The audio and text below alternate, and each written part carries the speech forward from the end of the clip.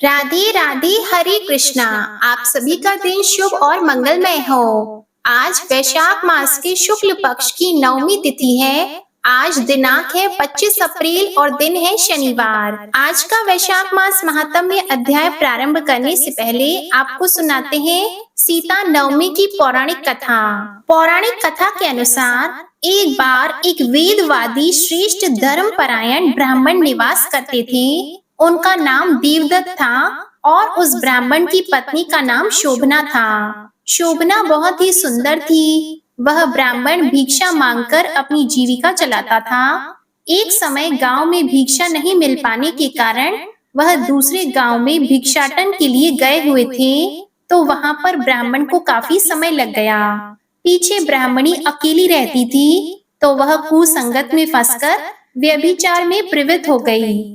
धीरे धीरे यह खबर पूरे गांव में फैल गई। अब तो पूरे गांव के लोग उसके इस निंदित कर्म की चर्चा करने लगे। कहने लगे कि ब्राह्मणी होकर ऐसे गलत कार्य करती हो, इसने तो धर्म को ही क्षीण कर दिया है। तो कई बड़े बुजुर्ग कहने लगे कि हमें उसे समझाना चाहिए कि ब्राह्मण के लिए यह कार्य कितना निंदनीय है। ब्राह्मण जाति देवता का रूप होती है। तो इस तरह से विचार करके कुछ लोग शोभना के पास गए और उसे धर्म संबंधित शिक्षा देने लगे और उसे अधर्म के रास्ते को छोड़कर धर्म के रास्ते पर चलने को कहा।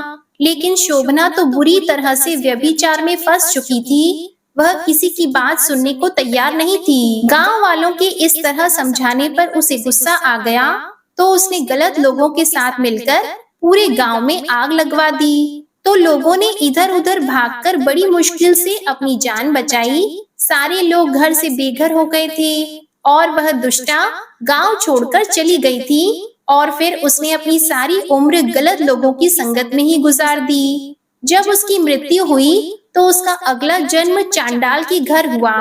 दुष्कर्मों में रत रहने के कारण और पति का त्याग करने से वह चांडालिनी बनी और गांव जलाया था। उसके पाप से वह कुष्ठ रोग से पीड़ित हो गई। व्यभिचार कर्म के कारण वह अंधी भी हो गई थी, क्योंकि उसे अपने कर्मों का फल तो भोगना ही था।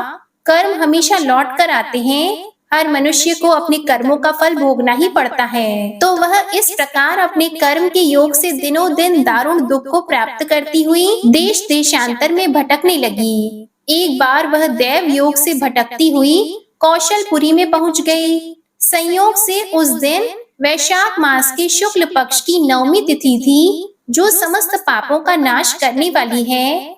तो उस दिन वहां पर सीता माता के मंदिर में उत्सव मनाया जा रहा था। वहां पर हजारों लोग इकट्ठे हुए सीता माता की पूजा अर्चना कर रहे थे। तो वह वहां जाकर भूख प्यास से व्याकुल हुई प्रार्थना करने लगी कि हे सज्जनों, मुझ पर कृपा करो, मैं बहुत दिनों से भूखी हूँ, मुझे कुछ भोजन सामग्री प्रदान करो, मैं तो भूख से मर रही हूँ। तो इस तरह विलाप करती हुई वह श्री कनक भवन के सामने बने 1000 पुष्प मंडित स्तंभों से गुजरती हुई उसमें प्रविष्ट हुई और बार बार पुकारती रही कि भैया कोई तो मेरी मदद करो, मुझे खाने के लिए कुछ भोजन दे दो, आपका बहुत भला होगा। तो इतने में एक भक्त ने कहा कि देवी, आज तो सीता नवमी है, भोजन में अन्न देने वाले को पाप लगता है, इसलिए आज अन्न तो नहीं मिलेगा। कल व्रत का पारण है, तो पारण करने के समय आ जाना, ठाकुर जी का प्रसाद भर पेट तुम्हें मिलेगा। परंतु वह नहीं माने। बार बार आग्रह करने पर उस भक्त ने तुलसी और जल उसे प्रदान किया, पर वह तो बहुत ही भूखी थी, तो भूख के कारण उसकी मृत्यु हो गई। इस तरह जाने अनजाने में उसने सीता नवमी का पूरा व्रत कर लिया। अब तो परम कृपालिनी ने उसे समस्त पापों से मुक्त कर दिया। इस व्रत के प्रभाव से वह पापिन निर्मल होकर स्वर्ग में आनंद पूर्वक अनंत वर्षों तक वास करती रही। उसके बाद वह काम रूप देश के महाराज जय सिंह की महारानी काम कला के नाम से विख्यात हुई। बाद में उस महान साध्वी ने अपने राज्य में अनेक देवालय बनवाए, जिसमें सीता माता और भगवान श्री राम की प्रतिष्ठा भी करवाई। कहते हैं कि इस दिन जानकी स्तोत्र, रामचंद्राष्टकम, रामचरितमानस आदि का पाठ करने से मनुष्य के समस्त कष्ट दूर हो जाते हैं, मन की मनोकामना पूर्ण होती है। जो व्यक्ति इस दिन पूरी श्रद्धा भाव से माँ सीता की पूजा अर्चना करते हैं, उन्हें सभी प्रकार के सुख और सौभाग्य प्राप्त होते हैं। अन्न धन का वास होता है, मन की मुराद पूरी होती है। वह अपने जीवन के समस्त सुखों को प्राप्त करता हुआ अंत में स्वर्ग लोक को जाता है। प्रेम से बोलिए सीता माता की जय। अब आप सुनिए सीता माता के नित्य नेम की कहानी। यह कहानी सीता माता कहती थी और श्री राम इसे सुना करते थे। एक दिन श्री राम भगवान को किसी काम के लिए बाहर जाना पड़ गया, तो सीता माता कहने लगी कि भगवान, मेरा तो 12 वर्ष का नित्य नेम है, अब आप बाहर जाएंगे तो मैं अपनी कहानी किसे सुनाऊंगी। श्री राम ने कहा कि तुम कुएं की पाल पर जाकर बैठ जाना और वहाँ जो औरतें पानी भरने आएंगी उन्हें अपनी कहानी सुना देना। सीता माता कुएं की पाल पर जाकर बैठ जाती है। एक स्त्री आई, उसने रेशम की जरी की साड़ी पहन रखी थी और सोने का घड़ा ले रखा था। सीता माता उसे देखकर कहती है कि बहन, मेरा 12 वर्ष का नित्य नेम सुन लो। पर वह स्त्री बोली कि मैं तुम्हारा नित्य नेम सुनूंगी तो मुझे घर जाने में देरी हो जाएगी और मेरी सास मुझसे लड़ेगी। उसने कहानी नहीं सुनी और चली गई। उसकी रेशम जरी की साड़ी फट गई, सोने का घड़ा मिट्टी के घड़े में बदल गया। तो सास ने देखा और पूछा कि ये किसका दोष अपने सिर लेकर आ गई हो। तो बहू ने कहा कि कुएं पर एक औरत बैठी थी, उसने कहानी सुनने के लिए कहा, लेकिन मैंने उसकी कहानी नहीं सुनी जिसका यह फल मुझे मिला। बहू की बात सुनकर अगले दिन वही साड़ी और घड़ा लेकर सास कुएं की पाल पर गई। सास को वहीं माता सीता बैठी मिली। तो माता सीता ने कहा कि बहन, मेरी कहानी सुन लो। तो उसकी सास बोली कि एक बार छोड़, मैं तो 4 बार तुम्हारी कहानी सुन लूंगी। तो यह सुनकर सीता माता बहुत ही खुश हुई और कहानी कहने लगी और वह बुढ़िया भी प्रेम पूर्वक पूरी श्रद्धा भाव से वहाँ पर आलती पालती मारकर बैठ गई। घड़े को आगे रख लिया और साड़ी उसके ऊपर रख ली। सीता माता ने कहानी कहनी शुरू की कि राम आए, लक्ष्मण आए, देश के पुजारी आए, नित्य नेम का नेम लाए, आओ राम बैठो राम, तपी रसोई जियो राम, माखन मिश्री खाओ राम, दूध बताशा पियो राम, सूत के पलका मोठो राम, शाल दुशाला पोठो राम, शाल दुशाला ओढ़ो राम, जब बोलूं जब राम ही राम, राम सवारी सबके काम, खाली घर भंडार भरेंगे, सबका बेड़ा पार करेंगे, श्री राम जय जय राम, श्री राम जय जय राम। तो इस तरह माता ने अपनी कहानी सुनाई। तो कहानी समाप्त होते ही सास बोली कि बहन, कहानी तो तुमने बहुत अच्छी सुनाई है, मुझे तो और सुनाओ। तो इस तरह उसने सीता माता से कई बार उस कहानी को सुना और फिर अपने घर चली गई। जैसे ही वह अपने घर पहुंची तो उसकी साड़ी फिर से रेशम की जरी की बन गई, मिट्टी का घड़ा फिर से सोने के घड़े में बदल गया। तो बहू कहने लगी, सासू माँ, आपने ये सब कैसे किया? तो सास ने कहा कि बहू, तू दोष लगा के आई थी और अब मैं दोष उतार कर आ रही हूँ। तो बहू ने फिर से पूछा कि वह कुएं वाली स्त्री कौन है? तो सास बोली कि वो तो सीता माता थी, वे पुराने से नया कर देती हैं, खाली घर में भंडार भर देती हैं, वह लक्ष्मी जी का वास घर में कर देती हैं और आदमी की जो भी इच्छा हो उसे पूरा कर देती हैं। तो बहू बोली कि ऐसी कहानी मुझे भी सुना दो। सास बोली कि ठीक है, तुम भी सुनो। और सास ने कहानी शुरू की। राम आए, लक्ष्मण आए, देश के पुजारी आए, नित्य नेम का नेम लाए, आओ राम बैठो राम, तपी रसोई जियो राम, माखन मिश्री खाओ राम, दूध बताशा पियो राम, सूत के पलका मोठो राम, शाल दुशाला पोठो राम, शाल दुशाला ओढ़ो राम, जब बोलूं जब राम ही राम, राम सवारी सबके काम, खाली घर भंडार भरेंगे, सबका बेड़ा पार करेंगे। श्री राम जय जय राम, श्री राम जय जय राम। इस तरह कहानी सुनकर बहू बोली कि कहानी तो बहुत अच्छी है। सास ने कहा कि ठीक है, इस कहानी को रोज कहा करेंगे। अब सास बहू रोज सवेरे उठती, नहाती धोती और पूजा करने के बाद नित्य नेम की सीता माता की कहानी कहती। एक दिन उनके यहाँ एक पड़ोस की औरत आई और बोली कि बहन जरा सी आंच देना तो, आज हमारी आग बुझ गई है। तो वह सास बहू बोली कि हमने तो अभी तक आग जलाई ही नहीं। तो उनकी पड़ोसन बोली कि तुम सुबह 4 बजे से उठकर आवाजें करती रहती हो, आग ही नहीं जलाती तो क्या करती हो? तो वो बोली कि हम सुबह 4 बजे उठकर पहले स्नान करती हैं, उसके बाद में पूजा पाठ करती हैं, बाद में सीता माता की नित्य नियम की कहानी कहते हैं और सुनते हैं। तो वह पड़ोसन कहने लगी कि सीता माता की कौन सी कहानी है, यह सुनने से तुम्हें क्या मिला? तो वह बोली कि इसके सुनने से घर में अन्न धन के भंडार भर जाते हैं, सारे काम सिद्ध हो जाते हैं, मन की इच्छा भी पूरी होती है। तो वह पड़ोसन बोली कि बहन ऐसी कहानी है तो मुझे भी सुनाओ, मैं भी कहानी सुनना चाहती हूँ। तो यह कहकर वो भी वहाँ पर बड़े ही श्रद्धा भाव से बैठ गई और वो सास बहू उसे कहानी सुनाने लगी कि राम आए लक्ष्मण आए, देश के पुजारी आए, नित्य नेम का नेम लाए, आओ राम बैठो राम, तपी रसोई जियो राम, माखन मिश्री खाओ राम, दूध बताशा पियो राम, सूत के पलका मोठो राम, शाल दुशाला पोठो राम, शाल दुशाला ओढ़ो राम, जब बोलूं जब राम ही राम, राम सवारे सबके काम, खाली घर भंडार भरेंगे, सबका बेड़ा पार करेंगे। श्री राम जय जय राम, श्री राम जय जय राम। इस तरह सारी कहानी सुनने के बाद पड़ोसन कहने लगी, बहन कहानी तो मुझे भी बहुत अच्छी लगी। अब वह पड़ोसन भी नित्य नेम सीता माता की कहानी कहने लगी। कहानी कहने से सीता माता ने पड़ोसन के भी भंडार भर दिए। अब तो पूरे मोहल्ले में नित्य नियम की कथा चल पड़ी, हर किसी की मनोकामना पूरी होने लगी। हे सीता माता, जैसे आपने उनके भंडार भरे, वैसे ही आप हमारे भी भंडार भरना। कहानी कहने वाले की, कहानी सुनने वाले की और होकारा भरने वाले की सभी की मनोकामनाएं पूर्ण करना। बोलो श्री राम लक्ष्मण और सीता माता की जय। अब सुनिए आज का वैशाख मास महात्म्य का अध्याय।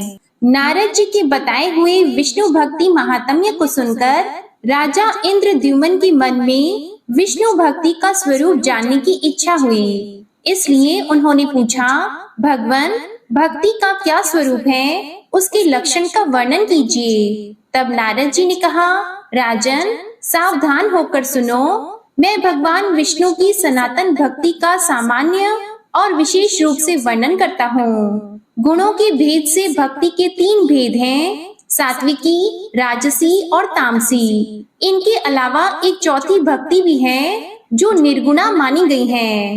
राजन, जो लोग काम और क्रोध के वशीभूत हैं और प्रत्यक्ष इस जगत की सिवा और किसी परलोक आदि की ओर दृष्टि नहीं रखते, वे अपने को लाभ और दूसरे को हानि पहुंचाने के लिए जो भजन करते हैं, उनकी वह भक्ति तामसी कही गई है। अधिक यश की प्राप्ति के लिए या दूसरे की स्पर्धा से प्रसंगवश परलोक के लिए भी जो भक्ति होती है, वह राजसी मानी गई है। पारलौकिक लाभ को स्थायी समझकर और इस लोक के समस्त पदार्थों को नश्वर देखकर अपने वर्ण तथा आश्रम के धर्मों का परित्याग न करते हुए आत्मज्ञान के लिए जो भक्ति की जाती है, वह सात्विकी है। यह जगत जगन्नाथ जी का ही स्वरूप है, उनसे अलग इसका दूसरा कोई कारण नहीं है। मैं भी भगवान से अलग नहीं हूँ और वे भी मुझसे अलग नहीं है। ऐसा समझकर भेद उत्पन्न करने वाली बाह्य उपाधियों का त्याग करना और अधिक प्रेम से भगवत स्वरूप का चिंतन करते रहना, यह निर्गुणा नाम वाली भक्ति है, जो मुक्ति का साक्षात साधन है।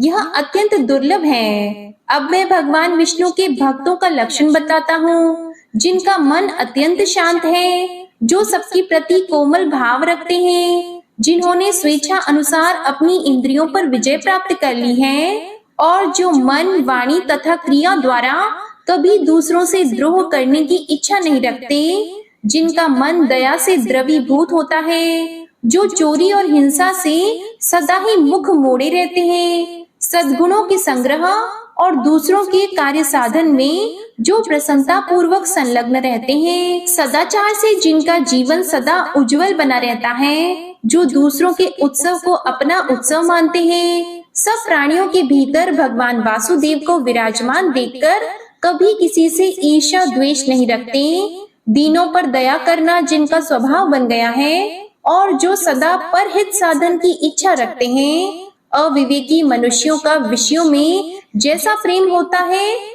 उससे 100 कोटि गुना अधिक प्रीति का विस्तार वे भगवान श्री हरि के प्रति करते हैं। नित्य कर्तव्य बुद्धि से विष्णु स्वरूप शंकर आदि देवताओं का भक्ति पूर्वक पूजन और ध्यान करते हैं। पितरों में भगवान विष्णु की ही बुद्धि रखते हैं। भगवान विष्णु से अलग दूसरी किसी वस्तु को नहीं देखते। समष्टि और व्यष्टि सब भगवान के ही स्वरूप हैं।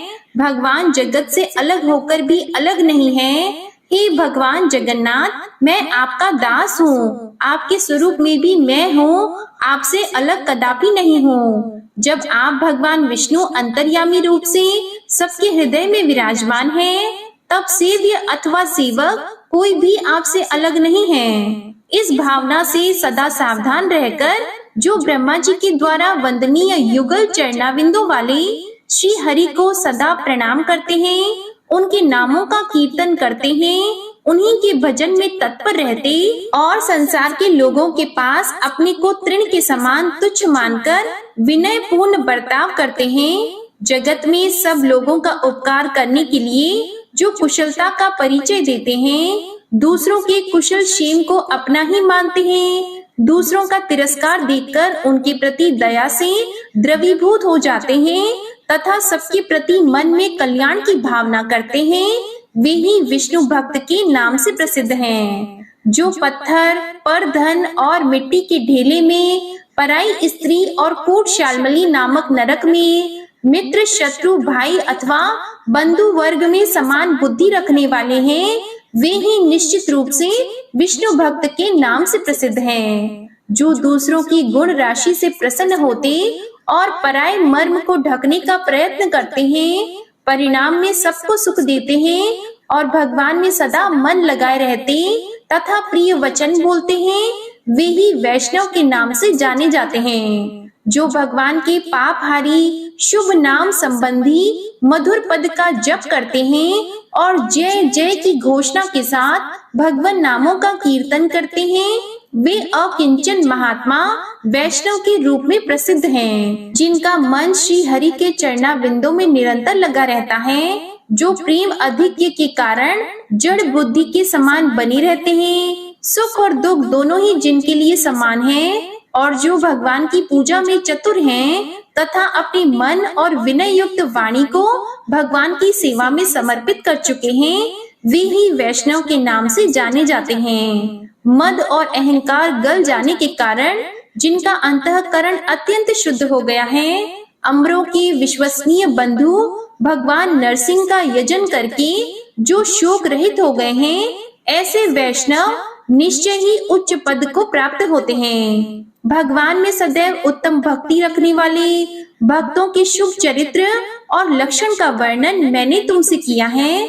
यह मनुष्यों के कानों में पड़ते ही उनके चिर संचित मल का नाश करता है। भजन के लिए कभी धन की आवश्यकता तथा शरीर को कष्ट देकर किए जाने वाले किसी विशेष प्रकार के प्रयोग की भी आवश्यकता नहीं है। मृदुल एवं मंद स्वर से वाणी के द्वारा भगवान के नामों का कीर्तन होता रहे तो मैं इसी को भजन मानता हूँ। तुम्हारे मन में भगवान के दास्य भाव का ही चिंतन होना चाहिए। किंतु जो मनुष्यों के शुभ आचरणों से भी द्वेष करते हैं और स्वयं अपने मन को दुराचार में ही बांधे रखते हैं, बड़े भारी अमंगल को पा करके भी निश्चिंत रहते हैं और सदा ऐश्वर्य तथा विषय भोग के रस में ही सुख का अनुभव करते हैं, वे मनुष्य वैष्णव नहीं हैं। वे तो बहुत ही निम्न श्रेणी के मनुष्य हैं। अपने हृदय रूपी कमल में विराजमान परमानंदमय श्री हरि के स्वरूप का जो क्षण भर भी चिंतन नहीं करते,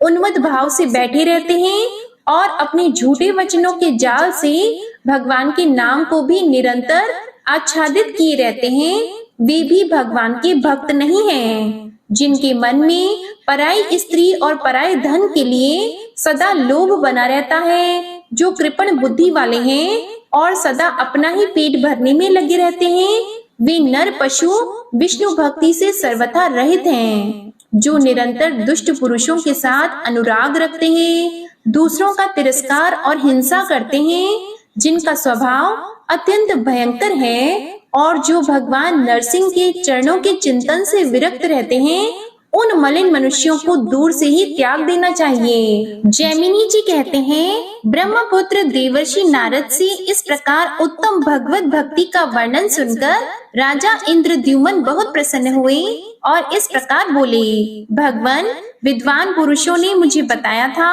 कि साधु पुरुषों का संग संसार रूपी रोग का नाश करने वाला है। ऐसा साधु संग मुझे इसी समय प्राप्त हुआ है। आपके संग से मेरे अज्ञान में अंधकार का नाश हो गया है, क्योंकि मेरा मन इस समय नील माधव की पूजा करने के लिए अत्यंत उतावला हो रहा है। इसलिए हम और आप दोनों ही रथ पर बैठकर चलें और भगवान नील माधव का दर्शन करें। यदि आपके मुख से पुरुषोत्तम क्षेत्र के तीर्थों का ज्ञान प्राप्त कर सकूं, तो पहले के कहे हुए महात्माओं के वचन भी सफल हो जाएं। तब नारद जी ने कहा, राजन, यह तो बड़ी हर्ष की बात है। मैं तुम्हें पुरुषोत्तम क्षेत्र और वहाँ के तीर्थों के दर्शन कराऊंगा।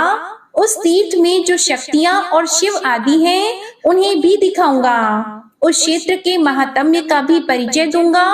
तुम वहाँ भक्तों को आत्मसमर्पण करने वाले देवेश्वर भगवान जगन्नाथ का साक्षात दर्शन करोगे। इस प्रकार वार्तालाप करके दोनों ने प्रसन्नता पूर्वक दिन का कृत्य समाप्त किया और ज्येष्ठ शुक्ल पंचमी बुधवार को पुष्य नक्षत्र में उत्तम लग्न आने पर यात्रा अनुकूल होगी, ऐसा निर्णय करके दोनों ने रात के समय एक ही स्थान पर शयन किया।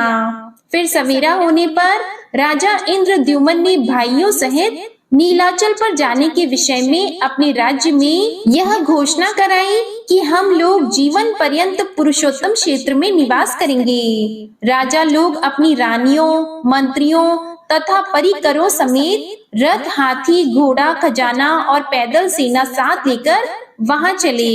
इस प्रकार आज्ञा देकर राजा इंद्रद्युम्न अपने आगे खड़े हुए नारद मुनि की परिक्रमा करके छड़ीदार सिपाहियों से घिरे हुए मध्य द्वार पर आए। उनके आगे आगे अग्निहोत्र की अग्नि ले जाई जा रही थी। वहां उन्होंने अपनी दाहिनी ओर ब्राह्मणों को खड़े हुए देखा, जो मांगल्य सूक्त का पाठ कर रहे थे। राजा ने भक्ति से विनीत होकर वस्त्र, आभूषण, माला, सुगंध और अनुलेपन के द्वारा उन ब्राह्मणों का पूजन किया। इसी समय एक ही साथ सैकड़ों शंख बज उठे। उनके साथ और भी बहुत से बाजों की तुमुल ध्वनि महाराज ने सुनी। इसके बाद वे मंदिर में भगवान विष्णु का दर्शन करने के लिए गए, जिनका स्मरण करने से मनुष्य सब प्रकार के कल्याण का भागी होता है। दिव्य सिंहासन पर बैठे हुए उन्हीं भगवान विष्णु का दूर से दर्शन करके उन्होंने साष्टांग प्रणाम किया और उपनिषदों की दिव्य वाणी से उनकी स्तुति करके दुर्गा जी के चरणों में भी मस्तक झुकाया। इसके बाद उन दोनों देवताओं की परिक्रमा करके उन्हें पालकी में बिठाया और उनको आगे करके प्रस्थान किया। बाहर के दरवाजे पर पहुंचकर उन्होंने अपना रथ तैयार देखा और परिक्रमा करके वे नारद जी के साथ उस रथ पर बैठे। इंद्रद्युम्न के रथ के दोनों ओर उनके अधीन राजाओं के अनेकों रथ शोभा पा रहे थे, जो नाना प्रकार के अस्त्र शास्त्रों से संयुक्त और ध्वजा पताकाओं से अलंकृत थे। उसी समय पुरवासी भी अपना अपना सामान लेकर तैयार हो गए और घोड़े, खच्चर और ऊंट आदि वाहनों पर चढ़कर वहां से चल दिए। राजाओं की सैकड़ों रानियां नपुंसक सिपाहियों से घिरी हुई अनेक प्रकार की सवारियों पर चढ़कर राजभवन से बाहर निकली। बड़े बड़े राज्य अधिकारी तथा विशाल सैनिक भी उनकी रक्षा में तत्पर थे। राजा के सामंत, मंत्री, सेवक, पुरोहित, ऋत्विक तथा राजा के व्यक्तिगत सेवक भी सब प्रकार के उपयोगी सामान साथ लेकर चले। कोष के संरक्षण में नियुक्त किए गए राज कर्मचारी सारा खजाना साथ लेकर शीघ्र ही प्रस्थित हुए, जो अवसर के अनुसार राज सेवा में उपस्थित होते थे। सामान बेचकर जीविका चलाने वाले सेठ, व्यापारी, माली आदि भी अपनी अपनी विक्रय की वस्तुएं लेकर राजा आज्ञा का पालन करते हुए चले। जिसके लिए जो मार्ग सीधा प्रतीत हुआ वह उसी से गया। नीलाचल पर पहुंचाने वाले कठिन से कठिन मार्ग के द्वारा भी लोगों ने यात्रा की। महाराज इंद्रद्युम्न समस्त पुरवासियों तथा हर्ष में भरी हुई चतुरंगिनी सेना से घिरे हुए थे। जंगल का रास्ता जानने वाले पुरुष जो मार्ग बतलाते उसी से राजा यात्रा करते थे। मार्ग के दोनों ओर आने वाले देशों और वनों को देखते हुए वे बड़ी शीघ्रता से यात्रा कर रहे थे। जय श्री कृष्णा। आज का अध्याय यहीं समाप्त हुआ। इसके आगे का वृतांत आप अगले अध्याय में सुनेंगे। आइए अब सुनते हैं कीड़ी नगरी की कहानी। इस कहानी को कार्तिक और वैशाख के महीने में सुनने का नियम होता है। जितना अपनी श्रद्धा हो 7 दिन, 21 दिन या सवा महीने, सवा साल इस कथा को सुनकर उसका उद्यापन किया जाता है। ऐसा करने से भगवान श्री हरि विष्णु और माता लक्ष्मी जी का आशीर्वाद प्राप्त होता है। घर में धन धान्य की कमी नहीं होती और घर में सुख समृद्धि का वास हो जाता है। एक समय की बात है, एक गांव में एक बूढ़ी माई रहती थी। उसके 2 बेटे और 2 बहुएं थी। बूढ़ी माई भगवान श्री हरि विष्णु जी की परम भक्त थी। वह अपना समय दान, धर्म, पुण्य कर्मों में लगाया करती थी, परंतु वह बुढ़िया माई कभी भी मंदिर और सत्संग में नहीं जाती, ना ही तीर्थ स्थानों पर जाती थी। एक बार गांव में भागवत कथा हो रही थी, तो उसके बड़े बेटे ने कहा कि माँ जी, आप सारा दिन घर में रहती हो, तो मंदिर में भागवत कथा हो रही है, आप भी वहां जाकर भागवत कथा सुनकर इसका पुण्य प्राप्त करो। तब बूढ़ी माई ने अपने बेटे का मन रखने के लिए कहा कि बेटा, आज मैं जरूर जाऊंगी, परंतु वह नहीं गई। शाम को बेटे ने पूछा तो वह बोली कि बेटा, आज तो समय नहीं था, कल जाऊंगी। ऐसा करते करते 6 दिन निकल गए।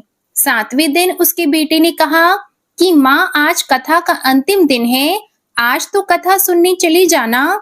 तो उसकी माँ ने कहा कि ठीक है बेटा, चली जाऊंगी। लेकिन फिर भी बूढ़ी माई घर के कामों में लगी रही। घर का सारा काम निपटाकर बुढ़िया माई ने इतनी देर कर दी कि अंतिम दिन की भागवत कथा भी समाप्त हो गई। वह बूढ़ी माई घर से मंदिर के लिए चल पड़ी थी। उधर मंदिर से भगवान श्री हरि विष्णु जी एक बूढ़े सन्यासी का रूप धारण करके बुढ़िया माई के रास्ते में आकर खड़े हो गए और बुढ़िया माई को देखकर कहा कि माई, अब तुम कहाँ जा रही हो? तो बुढ़िया माई ने कहा कि मैं भागवत कथा सुनने जा रही हूँ। तब सन्यासी रूपधारी भगवान श्री हरि विष्णु ने कहा कि अब इतनी देर से क्यों जा रही हो? वहाँ तो अब कथा समाप्त हो गई है, अब तुम वहाँ जाकर क्या करोगी? तब बुढ़िया माई ने कहा कि अब जब घर से निकली हो तो मंदिर तो जाकर ही आऊंगी, वरना शाम को अपने बेटे को क्या जवाब दूंगी। तब विष्णु भगवान ने कहा कि वहां पर कथा तो समाप्त हो गई है और सारे भक्त जन भी अपने घर को चले गए हैं, तुम वहां जाकर क्या करोगी? और अब मंदिर भी बंद हो गया है। बुढ़िया माई ने कहा कि कुछ नहीं तो वहां से एक ईंट उठाकर लाऊंगी, सोच लूंगी कि यही विष्णु जी का आशीर्वाद है। अब सन्यासी रूपधारी भगवान श्री हरि विष्णु जी बोले कि तुम वहां से मिट्टी की ईंट लाओगी और उसके बदले में अगर मैं तुम्हें एक सोने की ईंट दे दूं। तो बुढ़िया माई ने कहा कि ठीक है, तुम सोने की ईंट दे दोगे तो मैं मंदिर जाकर क्या करूंगी। उसने भगवान से सोने की ईंट ली और अपने घर की तरफ वापस चल पड़ी। अब घर के बाहर खड़ी होकर बुढ़िया माई विचार करने लगी कि अगर मैं इस ईंट को अपने घर लेकर जाऊंगी तो बेटे बहू झगड़ा करेंगे, अब मुझे इसका क्या करना चाहिए। तब इस तरह सोचते विचारते बुढ़िया ने उस सोने की ईंट को आंगन के बाहर ही जमीन में गाड़ दिया। उस ईंट को लाने के बाद बुढ़िया माई का तो कभी पूजा पाठ में ध्यान ही नहीं लगता, ना ही कोई काम में ध्यान लगता। जब भी खाने पीने के लिए बैठती तो उस ईंट की तरफ ध्यान चला जाता। वह तो सब कुछ छोड़ छाड़ कर बस उसी ईंट की निगरानी में बैठी रहती। इस तरह खाना पीना छोड़ देने के कारण बूढ़ी माई दिन ब दिन कमजोर होती चली गई। एक दिन उसके बेटों ने पूछा कि माँ, आप सारा दिन घर के बाहर क्या करती रहती हो और आजकल तो बिल्कुल कमजोर हो गई हो। तो बुढ़िया माई ने कहा कि बेटा कुछ नहीं, मैं तो आने जाने वाले लोगों को देखती रहती हूँ। उसने अपने बेटों को ईंट के बारे में कुछ भी नहीं बताया। इस तरह दिन बीतते गए और बूढ़ी माई कमजोर होकर चल बसी। यमराज के दूत बूढ़ी माई को लेने के लिए आए और उसे लेकर धर्मराज जी के पास पहुँचे। धर्मराज जी को पूरी बात बताई तो धर्मराज जी ने बूढ़ी माई को कुतिया की योनी दे दी। वह कुतिया उसी पेड़ के नीचे बैठी रहती और उसी ईंट की तरफ अपना ध्यान लगाए रखती। तो इस तरह टकटकी लगाए देखकर बुढ़िया माई की बहू ने अपने पति से कहा कि इस कुतिया को यहाँ से भगा दो, यह तो पागलों की तरह एक ही तरफ देखती रहती है, कहीं बच्चों को काट न जाए। तो बहू के पति बुढ़िया माई के बेटे ने एक लकड़ी उठाई और जोर से उस कुतिया को दे मारा। कुतिया तो बेचारी उस मार को सहन नहीं कर पाई और वह मर गई। मरकर फिर धर्मराज जी के पास गई तो धर्मराज जी ने उसको इस बार सर्प की योनी दे दी। अब वह तो सांप बनकर वहीं पर आ गई। जब भी समय मिलता आंगन के बाहर जहां सोने की ईंट गड़ी थी वहां चक्कर लगाकर वापस चली जाती। एक दिन बेटे बहू की नजर उस सांप पर पड़ गई तो उन्होंने उस सांप को भी मार दिया। इस प्रकार वह बूढ़ी माई दूसरी योनि से छूटकर फिर से धर्मराज जी के पास पहुंची। इस बार धर्मराज जी ने उसे कीड़ी नगरा बना दिया। अब बूढ़ी माई कीड़ी का रूप धारण करके उस आंगन में रहने लगी और वहीं उस आंगन में अपना कीड़ी नगरा बना लिया। आंगन में कीड़ी नगरा हो गया तो घर वाले बहुत परेशान हुए, यहाँ तक कि वे भोजन भी नहीं बना पा रहे थे। चलने में समस्या होती, जगह जगह सारे घर में कीड़े ही कीड़े नजर आते। इससे सारे घर वाले परेशान थे और मन ही मन स्मरण करने लगे, क्या करें और क्या न करें। पता नहीं यह कैसी मुसीबत आ गई है और इससे पीछा छुड़ाने का कोई उपाय भी नजर नहीं आता। तब भगवान श्री हरि विष्णु सन्यासी का रूप धारण करके वहां आए और बोले कि बेटा हमें कुछ खाने को दे दो। तब घर वालों ने कहा कि महाराज आज हमने खाने के लिए कुछ नहीं बनाया है क्योंकि हमारे घर में कीड़ी नगरा हो गया है और हर जगह कीड़ियां घूम रही हैं। आपके पास अगर कोई उपाय हो तो बताइए। तब महाराज ने उनकी बात सुनकर कुछ देर तक ध्यान लगाया और फिर कहा कि आंगन के बाहर यह जगह है, इसे खोदो। तो भगवान श्री हरि विष्णु जी ने उनके दोनों बेटों से उस जगह को खुदवाया। वहां सोने की ईंट निकली तो ब्राह्मण ने उस ईंट को निकालकर उसके बेटों को दे दी और कहा कि तुम्हारी माँ के नाम से दान पुण्य करना, धर्मशाला बनवाना, स्कूल बनवाना, प्याऊ लगवाना, गौशाला में जाकर गाय के चारे का प्रबंध करना। तो दोनों ने उस बूढ़े ब्राह्मण के सामने तो हाँ कर दी, लेकिन जैसे ही वह गया तो पीछे से दोनों भाई लड़ाई करने लगे।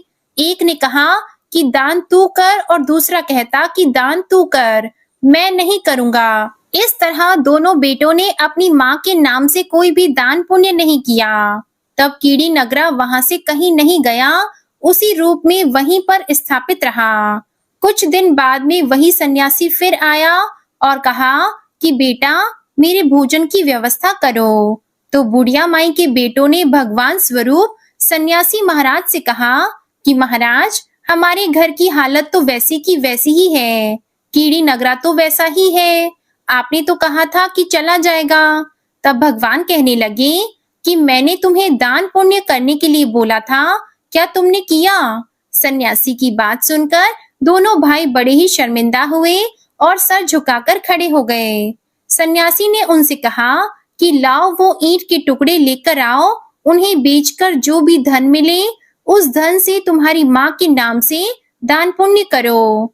इस कीड़ी नगरे पर शक्कर, घी और आटा डालो, अगर तुम ऐसा करोगे तो तुम्हारी माँ को मोक्ष प्राप्त हो जाएगा। तुम्हारी माँ को अभी तक मोक्ष नहीं मिला है और वही कीड़ी नगरी के रूप में आपके घर में रह रही है।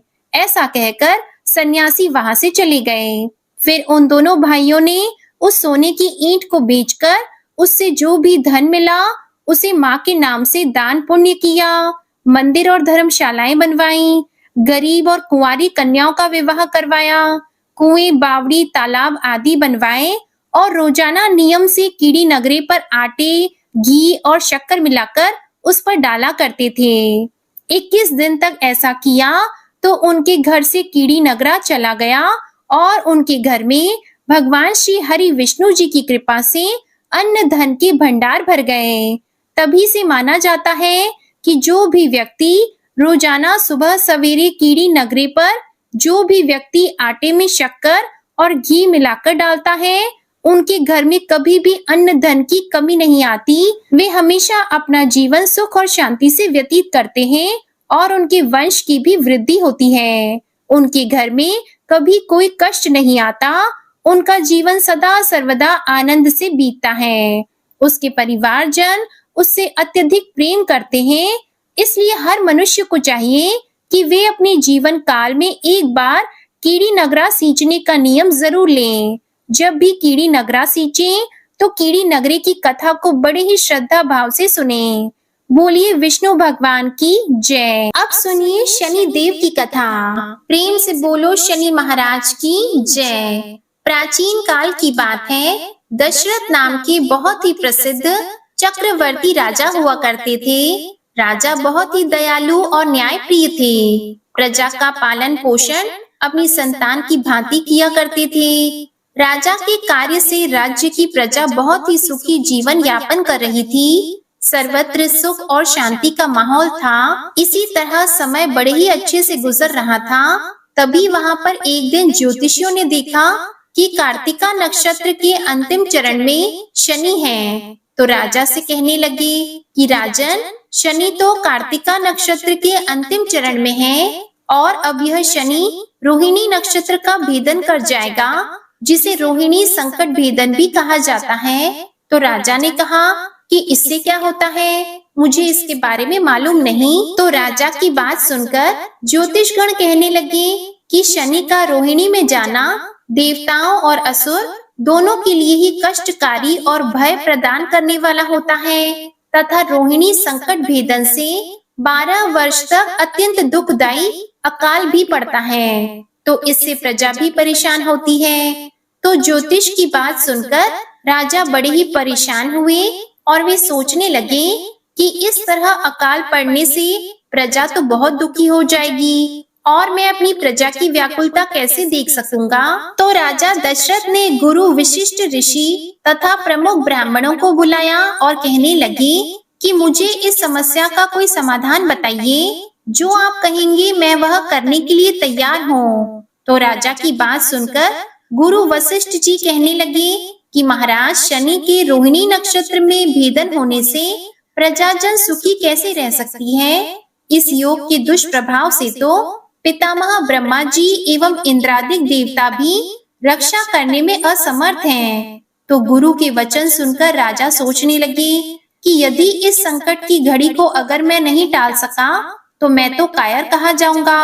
तो राजा ने काफी सोच विचार करके साहस बटोर कर दिव्य धनुष तथा दिव्य आयुधों से युक्त होकर अपने रथ पर बैठकर रथ को तेज गति से चलाते हुए चंद्रमा से भी 3 लाख योजन ऊपर नक्षत्र मंडल में चले गए। मणियों तथा रत्नों से सुशोभित सोने से निर्मित रथ में बैठे हुए महाबली राजा ने रोहिणी के पीछे जाकर रथ को रोक दिया। श्वेत अश्वों से युक्त और ऊंची ऊंची ध्वजाओं से सुशोभित मुकुट में जड़े हुए बहुमूल्य रत्नों से प्रकाशमान राजा दशरथ उस समय आकाश में दूसरे सूर्य की तरह चमक रहे थे। राजा ने देखा कि शनि कार्तिका नक्षत्र से निकलकर रोहिणी नक्षत्र में प्रवेश करने वाले हैं। तो यह देखकर राजा दशरथ बाण युक्त धनुष को कानों तक खींचकर भ्रिकुटियां तान कर शनिदेव के सामने डटकर खड़े हो गए। अपने सामने देव असुरों के संहारक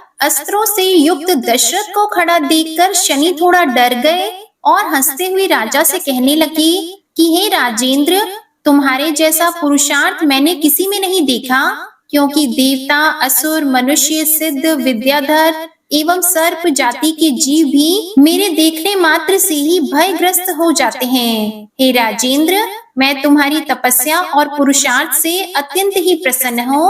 अतः हे रघुनंदन, जो तुम्हारी इच्छा हो वरदान मांग लो, मैं तुम्हें अवश्य दूंगा। तो राजा दशरथ ने कहा कि हे सूर्यपुत्र, हे शनिदेव, यदि आप मुझसे इतने ही प्रसन्न हैं, तो मैं एक ही वरदान मांगता हूँ कि जब तक नदियां, सागर, चंद्रमा, सूर्य और पृथ्वी इस संसार में है, तब तक आप रोहिणी संकट भेदन कदापि ना करें। मैं तो केवल यही वर मांगता हूँ और मेरी कोई इच्छा नहीं है। तो ऐसा वर मांगने पर शनिदेव ने एवं अस्तु कहकर वरदान दे दिया। इस प्रकार शनि से वर प्राप्त करके राजा दशरथ अपने आप को धन्य समझने लगे। तो शनिदेव कहने लगे कि हे राजन, मैं तुमसे बहुत प्रसन्न हूँ, तुम चाहो तो और भी वरदान मांग सकते हो। तो शनिदेव की बात सुनकर राजा दशरथ बहुत ही प्रसन्न हुए और शनिदेव से अपना दूसरा वरदान मांगा। तो शनिदेव ने कहा कि हे राजा दशरथ, तुम निर्भय होकर रहो। 12 वर्ष तक तुम्हारे राज्य में कोई भी अकाल नहीं पड़ेगा।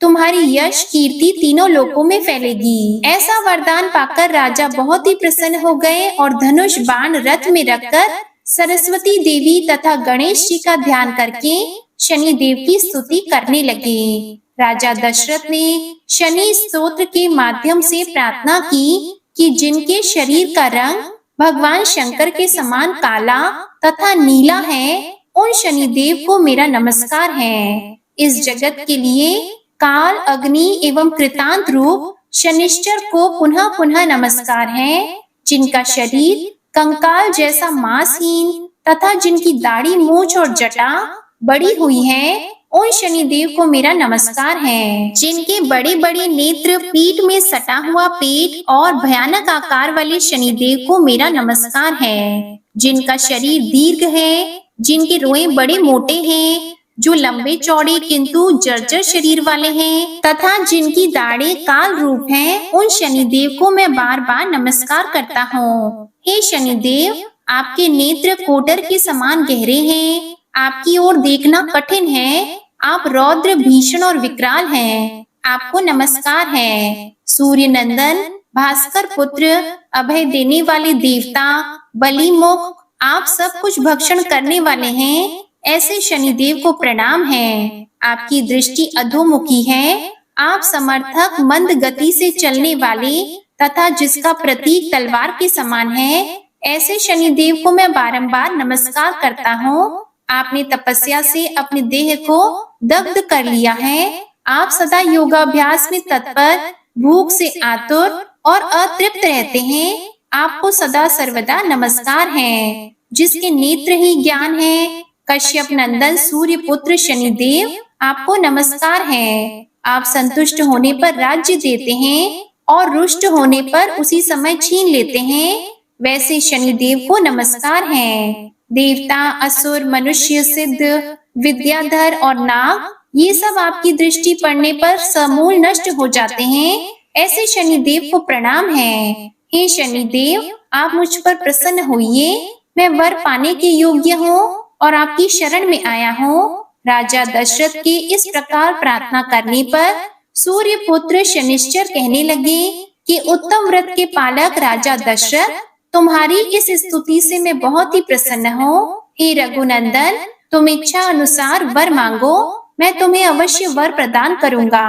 तो ये सुनकर राजा दशरथ ने अपना दूसरा वरदान मांगा कि हे शनिदेव, आज के बाद से आप किसी भी देवता, असुर, मनुष्य, पशु, पक्षी, नाग, किसी भी प्राणी को पीड़ा ना दें। हे शनिदेव, मेरा तो सबसे प्रिय वर यही है, आप इसे पूरा करने का वचन दें। तब शनिदेव ने कहा कि हे राजन, वैसे तो इस प्रकार का वरदान मैं किसी को नहीं देता हूँ, परंतु संतुष्ट होने के कारण हे रघुनंदन, मैं तुम्हें दे रहा हूँ। हे दशरथ, तुम्हारे द्वारा कहे गए इस स्तोत्र को जो भी मनुष्य, देव तथा असुर, सिद्ध तथा विद्वान कोई भी पढ़ेगा, उसे शनि के कारण यानी मेरे कारण कोई बाधा नहीं आएगी। जिसकी महादशा या अंतरदशा में, गोचर में अथवा लग्न स्थान, द्वितीय, चतुर्थ, अष्टम या द्वादश स्थान में शनि हो, तो वे व्यक्ति यदि पवित्र होकर सुबह और शाम के समय इस स्तोत्र को ध्यान देकर पढ़ेंगे, तो मैं वरदान देता हूँ कि मैं उस मनुष्य को कभी भी पीड़ित नहीं करूँगा। तो शनि देव से इस तरह वरदान पाकर राजा दशरथ बहुत ही खुश हो गए और शनि देव को एक बार फिर से प्रणाम करके अपने नगर की ओर लौट आए। जब नगर वासियों को, ब्राह्मण और ज्योतिषियों को पता चला कि राजा इस तरह का वरदान लेकर आए हैं, अब हमारे कभी यहाँ पर अकाल नहीं पड़ेगा, तो सारी प्रजाजन राजा की जय जयकार करने लगी। तब राजा ने सभी नगर वासियों से कहा कि हर व्यक्ति शनिवार के दिन व्रत करें और रोजाना शनि स्तोत्र का जप करें। तो अपने राजा का कहना मानकर सारे प्रजाजन शनिवार का व्रत करने लगे। सुबह शाम को शनि स्तोत्र का पाठ भी किया, जिससे राजा का राज्य और भी खुशहाल, सुखी और संपन्न हो गया। प्रेम से बोलो शनि महाराज की जय। प्रेम से बोलो श्री हरि विष्णु भगवान के अनंत स्वरूपों की जय। अब आप सुनिए विष्णु चालीसा का पाठ। विष्णु सुनिए विनय सेवक की चित लाए, कीरत कुछ वर्णन करो दीजिए ज्ञान बताए। नमो विष्णु भगवान खरारी, कष्ट नशावन अखिल बिहारी। प्रबल जगत में शक्ति तुम्हारी, त्रिभुवन फैल रही उजियारी। सुंदर रूप मनोहर सूरत, सरल स्वभाव मोहनी मूरत। तन पर पीतांबर अति सोहत, बैजंती माला मन मोहत। शंख चक्र कर गदा विराजे, देखत दैत्य असुर दल भाजे। सत्य धर्म मद लोभन गाजे, काम क्रोध मद लोभन छाजे। संत भक्त सज्जन मन रंजन, धनुज असुर दुष्टन दल गंजन। सुख उपजाए कष्ट सब भंजन, दोष मिटाय करत जन सज्जन। पाप काट भव सिंधु उतारण, कष्ट नाश कर भक्त उबारण। करत अनेक रूप प्रभु धारण, केवल आप भक्ति के कारण। धरणी धेनु बन तुम ही पुकारा, तब तुम रूप राम का धारा। भार उतार असुर दल मारा, रावण आदिक को संहारा। आप वराह रूप बनाया, हिरण्याक्ष को मार गिराया। धर्मस्य तन सिंधु बनाया, 14 रत्नन को निकलाया। अमिलख असुरन द्वंद मचाया, रूप मोहिनी आप दिखाया। देवों को अमृत पान कराया, असुरन को छवि से बहलाया। कूर्म रूप धर सिंधु मझाया, मंदराचल गिरि तुरत उठाया। शंकर का तुम फंद छुड़ाया, भस्मासुर को रूप दिखाया। वेदन को जब असुर डुबाया, कर प्रबंध उन्हें ढूंढवाया। मोहित बन कर खल ही नचाया, उस ही कर से भस्म कराया। असुर जलंधर अति बलदाई, शंकर से उनकी न लड़ाई। हार पार शिव सकल बनाई, कीन सती से छल खल जाई। सुमिरन कीन तुम्हें शिव रानी, बतलाई सब विपत कहानी। तब तुम बने मुनीश्वर ज्ञानी, वृंदा की सब सुरति भुलानी। देख तीन धनुज शैतानी, वृंद आए तुम्हें लपटानी, हो स्पर्श धर्म क्षति मानी, हना असुर उर शिव शैतानी। तुमने ध्रुव प्रहलाद उबारे, हिरणाकुश आदिक खल मारे, गणिका और अजामिल तारे, बहुत भक्त भव सिंधु उतारे, हरहु सकल संताप हमारे, कृपा करहु हरि सिरजनहारे। देखहु मैं निज दर्श तुम्हारे, दीप बंधु भक्तन हितकारे। चाहता आपका सेवक दर्शन, करहु दया अपनी मधुसूदन। जानो नहीं योग्य जब पूजन, होय यज्ञ स्तुति अनुमोदन। शील दया संतोष सुलक्षण, विदित नहीं व्रत बोध विलक्षण। करहु आपका किस विधि पूजन, कुमति विलोक होत दुख भीषण। करहु प्रणाम कौन विधि सुमिरन, कौन भांति मैं करहु समर्पण। सुर मुनि करत सदा सेवकाई, हर्षित रहत परम गति पाई। दीन दुखिन पर सदा सहाई, निज जन जान लेव अपनाई। पाप दोष संताप नशाओ, भव बंधन से मुक्त कराओ। सुत संपत्ति दे सुख उपजाओ, निज चरणन का दास बनाओ। निगम सदा ये विनय सुनावे, पढ़े सुने सो जन सुख पावे। श्री विष्णु चालीसा समाप्त होती है। प्रेम से बोलिए भगवान विष्णु और माता लक्ष्मी की जय। आपको आज की कथा पसंद आए तो वीडियो को लाइक कीजिएगा, शेयर कीजिएगा, कमेंट में भगवान श्री विष्णु जी और माता लक्ष्मी जी की जय लिखिएगा और चैनल को भी सब्सक्राइब करिएगा। इसी के साथ आज आप हमारे चैनल पर शनिवार की व्रत कथा भी जरूर सुनिएगा। जय श्री राधे कृष्णा।